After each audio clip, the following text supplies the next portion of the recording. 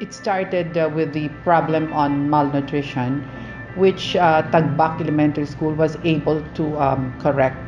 And so we decided to replicate the experience in other schools. So the LGU has provided financial support, and most of the school heads were actually very enthusiastic. In fact, most of them, even before the funds were available, were already here to submit their budget requirements. When I came here as the district supervisor of Oton, Tagbac Elementary School already established its name as a school that is practicing organic farming. Gulayan sa Paaralan actually support the feeding program of the school. The absences of the children is minimized. Children came early because they will eat their first meal in the morning in the school. In the elementary we have 16, and in the secondary we have 5. And 21 schools are all supported by the LGU and also monitored by the district office. And maybe masabi natin na we cannot actually replicate the practice of Tagbac Elementary School 100%, but most of them are doing their very best. No? Two of the most promising schools that show great potential are at Barangay Abilay and Barangay Santa Rita, which are also in Oton. The teachers have adapted the practices of Tagbac and now reap the harvest from their gardens for the kids to enjoy during feeding. I am Mrs. Irene Artus, the Principal 1 of Santa Rita Elementary School. I was assigned here 3 years ago, and narinig ko ng pangalan ng Tagbac Elementary School na sikat siya sa vermicomposting at sa mga garden. So kaya, buti na lang isang guro namin, yung agri-teacher namin na si Sir Orihin, nanggaling din doon. So may idea na siya about gardening. So dahil alam namin na maganda ang maidudulot ng gardening, sinunod namin ang ginagawa nila sa Tagbac. Ang Tagbac po sa ngayon ay kilala na sa buong region, sa Region 6. Hindi lang sa Region 6, hindi sa buong Pilipinas na po. Lalong-lalo na dahil sa ang Tagbac Elementary School po ay kaagapay na po ng ETI sa mga programang nilunsad nila sa kanilang paaralan, lalo-lalo na sa mga kabataan, sa mga magulang na nasa barangay. At kilala na din po ang Tagbac sa larangan ng agrikultura. Hindi lang sa halaman, kundi pati na rin sa iba't ibang uri ng mga halaman na maaaring pagkakitaan ng mga kabataan at mamayan sa barangay. Dito sa paaralan po malaki ang naitulong ng agrikultura dahil po yung makukuha namin sa aming mga halamanan, ginagamit po namin sa feeding program namin. Sa halip na bumili kami doon sa bayan, dito na po pumukuha ng mga halamang gulay sa paaralan sa mga halaman ng mga kabataan. Before, ang dami naming malnourished. Sa ngayon, dahil sa garden, nag-augment siya sa feeding program, kaunti na lang ang aming mga severely wasted. Tapos, yung mga bata, natututo na magtanim. Tapos may mga gardens, may mga parts sila sa garden, tapos yung mga itinatanim nila, dinadala nila sa bahay yung products. Nakaka-augment din sa income ng family nila, tapos may libreng gulay sila. Tapos yung mga bata talaga, natututo na paano nila panatilihin na maganda ang kanilang mga parts sa garden nila. Nagkakaroon kami ng dagyaw system once a month. Gumagawa sila on behalf ng kanilang mga anak. Accepted ng mga parents, they are very supportive pag-prepare ng garden beds. At saka, bumibili din sila ng mga gulay namin dito sa school. Additional income namin sa school. So kung makikita ninyo lahat po ng mga gulay sa aming halamanan, ito po ang nagiging bunga po ng pagsisikap namin. Kasama po ang mga guro sa aming paaralan, ang aming principal, Ma'am Irene Artus, pati na po yung tulong na makukuha namin sa mga kabataan sa pagtatanim at pag-aalaga po ng aming mga halamang gulay. Last year, na-recognize na kami na winner na kami sa gardens. Nakatanggap na kami ng 20,000 na award. Tapos may pumupunta na dito na mga bisita mula sa munisipyo na titingnan yung garden namin. So medyo naging sikat na ng konti yung school namin dahil sa aming garden. So malaki po ang tulong ng Gulayan sa mga kabataan dahil po natutunan po ng mga kabataan hindi lang physical, hindi lang mental na matutunan ng mga kabataan, kundi pati na rin sa kanilang sarili. Sa natutunan po nila, yung pag-aalaga ng kanilang sarili, ayon na rin po sa pag-aalaga namin ng mga halamanan, No, kung ano ang itinuturo ko po dito, ito po ay inaangkop, binabagay ko po sa mga kaugalian ng mga kabataan. I'm Mr. Santiago M. Haro, the school principal 1 of Paaralan Elementary School, located at Alabilay, Sur, Oton, Iloilo. Sa Tagbac Elementary School, actually, every time we had a mancum, I used to associate Ma'am Emma Caballero with the organic school. I was so amazed personally with their gardens, both the herbal and the Gulayan. During the festivals, Tagbac Elementary School are showcasing their products, their organic farming, and the more we can see their products, the more we are also eager to implement their program also in our school. Well, we do believe, no, if a pupil is healthy, he also thinks healthy. What he feels will also be affecting what he thinks, and so a healthy body produces a healthy mind. Lately, we do have the midline weighing, and the numbers really speak the truth. From the very big margin of wasted and severely wasted, very good news because we turned them into normal. I am encouraging the schools to visit Tagbac Elementary School because you can really gain a lot of knowledge from them. And I am telling you, you will not regret if you visit Tagbac Elementary School. Tagbac Elementary School had also influenced a New Yorker who was married to a local. They decided to put up their own organic farm with Tagbac as the model. My name is Kachwi Haru. I am a development practitioner here in the Philippines. My focus is on organic agriculture as a sustainable development tool, and I'm from New York City. The farm is an organic farm set here in the municipality of Binggawan in Iloilo. And the purpose of this farm is for it to be a demonstration training site to promote the advent of organic agriculture as a sustainable livelihood development tool in the Philippines. And we're at the point now where we're getting ready to transition into receiving a grant for our vermicomposting facility, which is just beyond there. This idea of doing an organic farm here had a great deal to do with the influence and mentorship and guidance we received from Tagbac Elementary School vis-a-vis Mom Emma Caballero.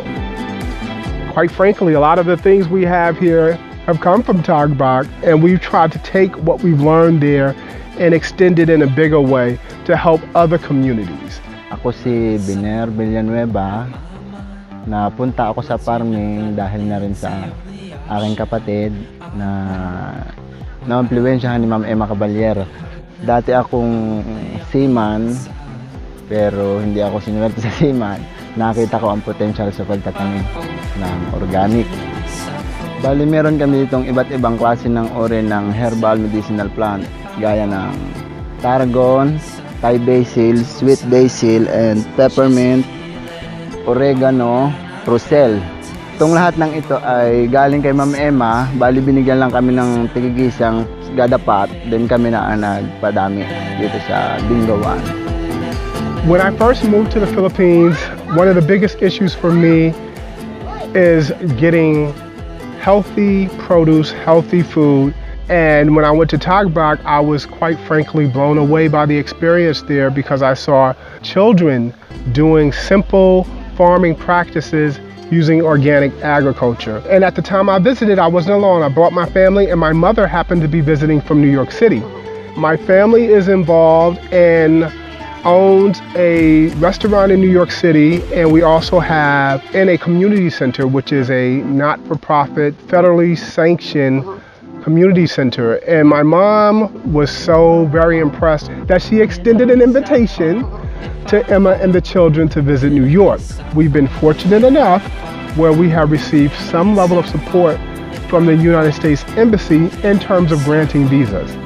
Tagbac's children, what's so unique about them is that they've been practicing organic agriculture, quite frankly, since their kindergarten ages. I've never seen a model like that. I've seen something kind of similar in New York, but not at those early ages, and certainly not with the awareness around how to use good growing practices and how those things are then beneficial to them. To have that understanding is phenomenal. So my thought was that perhaps these children can just share their experiences because they're an embodiment of the expertise that they've learned under Ma'am Emma's tutelage. One of my greatest aspiration also is to adapt a school here in Barangay Alabidhan. We have a school here like probably 300 to 400 meters from our farm, so I really want to adapt them and do the same Ma'am Emma does. It's a nice feeling that you are teaching and helping others, especially the young kids. Similarly, the influence of Tagbac Elementary School in health and wellness had been the source of inspiration in bringing innovation to commercial gardens in Iloilo City. I'm Mara M. Posesyon. I'm a food technologist and a consultant by profession. A3, my connection with them is they identified me as one of their pillars when they started up the whole A3 thing. Somebody came up and introduced the urban gardening. Ma'am, can you help me out in the urban gardening? So sure, I really got the good backup team with Ma'am Emma at my mind. Sabi ko, syempre hindi ko kakayanin, pero sabi ko alam ko kayanin to di Ma'am Emma. But then I talked things out with Ma'am Emma and Mary on how to go about it, and then paano natin siya gawin or i-structure doon kasi this is it. This is a commercial garden with everybody coming in every day, mataas yung foot traffic, will the plant survive, ganun. So they feed me and help me out hanggang na-set up namin siya. Kasi yung purpose naman is magiging field trip area din siya. So may ara siya activity ang mga kids when they come in here, not only the parents who want to dine, may ara siya mga informative stuff within that area. And then sabi ko, with us, with our background naman on food, sabi ko, we can help them out and assist them where you use this type of herbs and all. Siyempre kami ni Ma'am Joy, kami na nga gumawa ng menu. So we know basically what are the components. Sinama na namin dun yung mga herbs na proposed. Yung work namin is on development of the menu of our clients, like yung mga restaurants, yung mga coffee shops. So from conceptualization up to serving food in the table.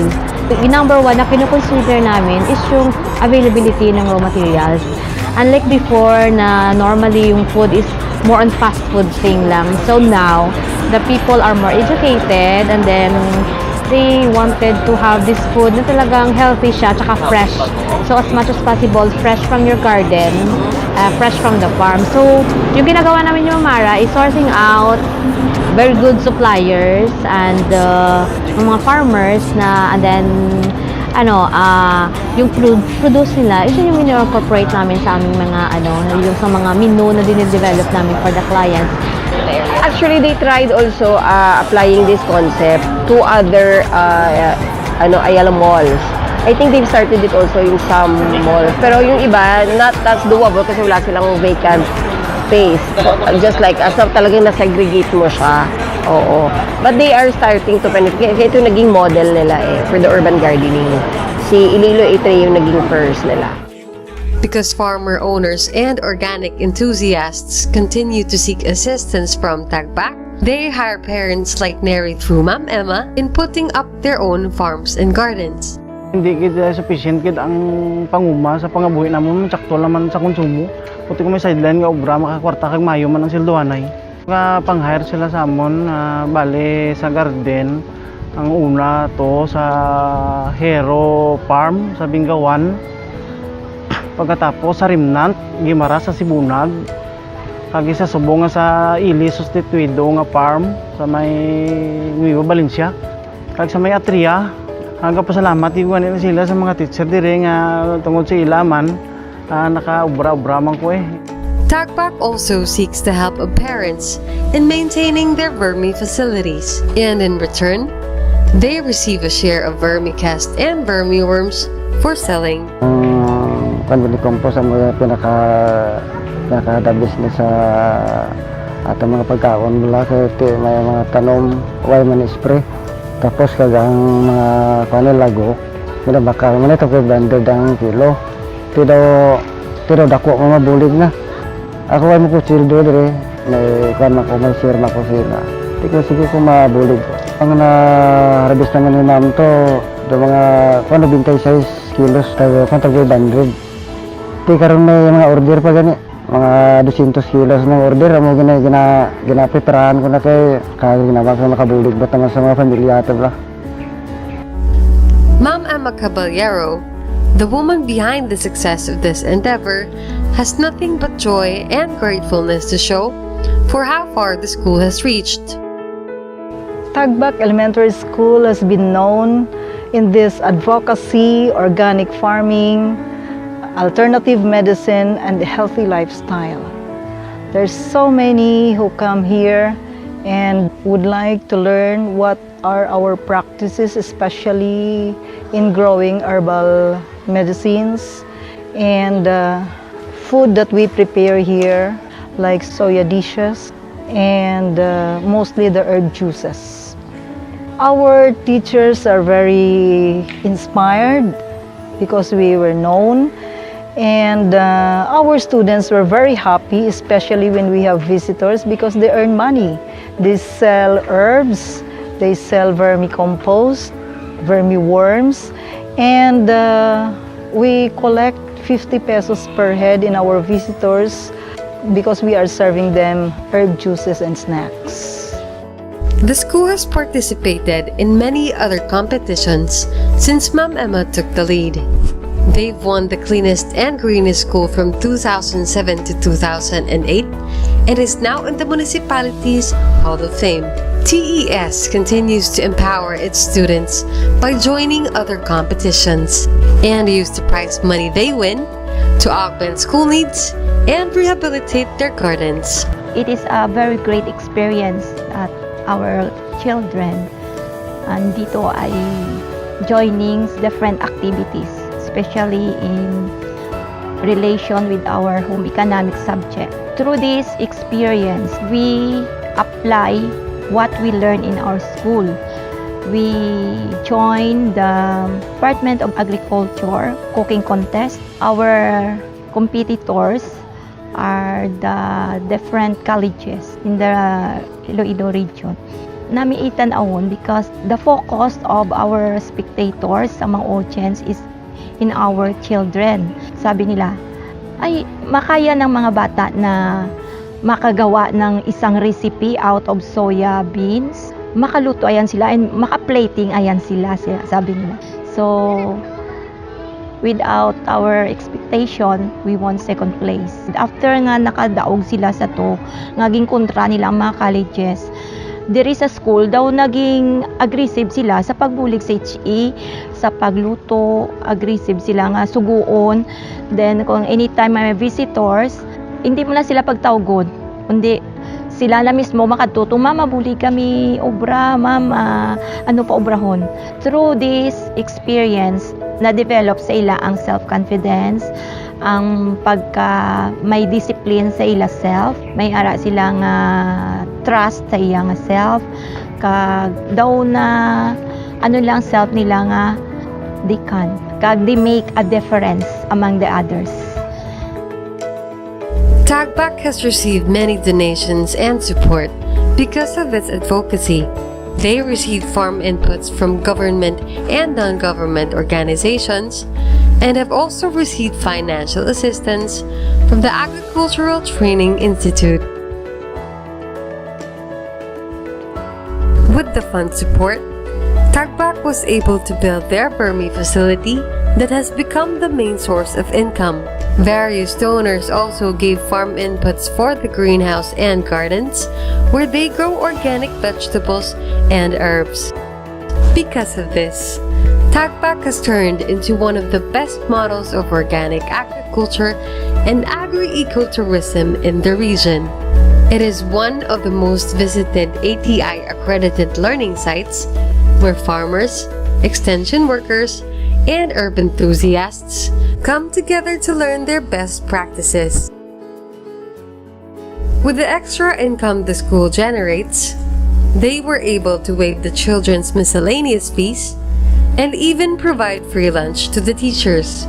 They were also provided with audio and video components for every classroom and sewing machines for the alternative learning system class for parents. Even architecture students from a local college have come together to help Tagbac with the murals and landscape. But despite all this, Tagbac continues to innovate and grow with Ma'am Emma's nurturing hands. The upcoming plans of Tagbac Elementary School right now is we are going to improve more in our garden, and we will be having a fish pond to showcase to the children that it is not impossible that we could grow hito or tilapia here in school. And also we will be expanding our vermicompost in a practical way. Under areas which has no plant, we can make use of that. As Tagbac Elementary School continues to expand into a more diversified farming system, so has its reach, sharing the seeds of knowledge and bringing abundance to the lives it has touched, within and beyond the gates. Tagbac Elementary School has accomplished a lot and gone so far, but the Agricultural Training Institute still continues supporting us financially and technically. Last March 2017, the ATI sent us to the National Women's Celebration at the ATI Central Office in Manila. There, we have a booth representing Region 6, and we displayed our products, our organic products in school, and we demonstrated herb juices. And many were amazed of that herb juices, and for this, I would like to thank the ATI Region 6 under the leadership of Dr. Eden Bautista for the friendship and partnership. Tagbac Elementary School has continued to grow as the learning site for the best practices in organic agriculture, agri-ecotourism, healthy lifestyle, and alternative medicine. Thank you so much.